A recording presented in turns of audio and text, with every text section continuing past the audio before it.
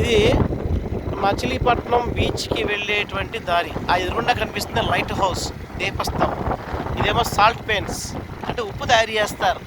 అంటే ఇప్పుడు పోర్ట్లో ఉంది. ఈ పోర్ట్ వెళ్ళి తగ్గిపోయిన తర్వాత అంటే సీజన్ ఉంటుంది, ఆ సీజన్లో చేస్తారు, ఎప్పటికప్పుడు కాదు. ఇవన్నీ కూడా సెంట్రల్ గవర్నమెంట్ అండర్లో ఉంటాయి. అది ఏం చేస్తారంటే లీజుకి ఇస్తూ ఉంటారు వాళ్ళకి.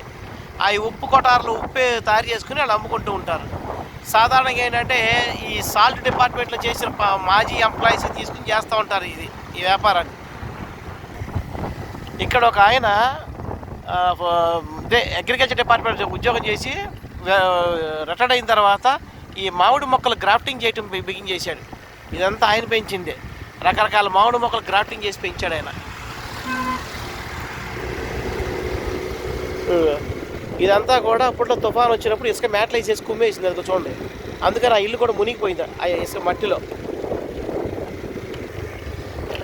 ఇది మైసూర్ పీఠాధిపతి గణపతి సచ్చిదానంద స్వామి బయట ఫోటో చూడండి వారిది. ఆయన అండర్లో తీసుకున్నారు. అంతకుముందు వేరే ఉండేది శివాలయం, ఇది తీసుకుని దీన్ని ఈ విధంగా చేశారు ఆలయాన్ని డెవలప్మెంట్.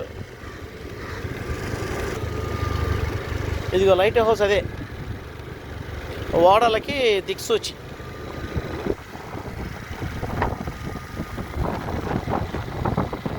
అదిగో అదే లైట్ హౌస్.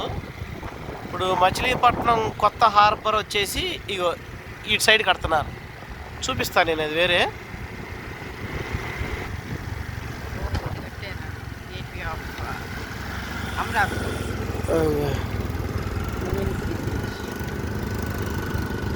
ఈ విధంగా పెట్టారు దీన్ని, బీచ్ది.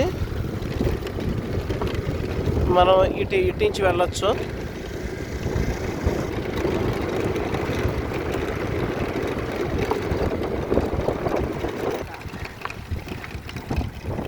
అదిగోండి,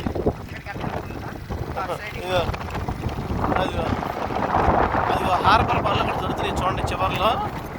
ఆ హార్బర్ అదిగో హైలింగ్ వేస్తున్నారు మొత్తం అంతా కూడా. అసలు కూర్చో, ఇదిగోండి చూడండి, ఇలా ధ్వంసం చేసేస్తారండి. ఇది చూడండి, అది ఎక్కడికి ఎలా కింద చూడండి ఎలా స్లైడింగ్ అయిపోయింది. దీని మీద వేసిన గ్రానైట్ కూడా అప్పుడే ఎంతలో అయిపోయింది చూడండి.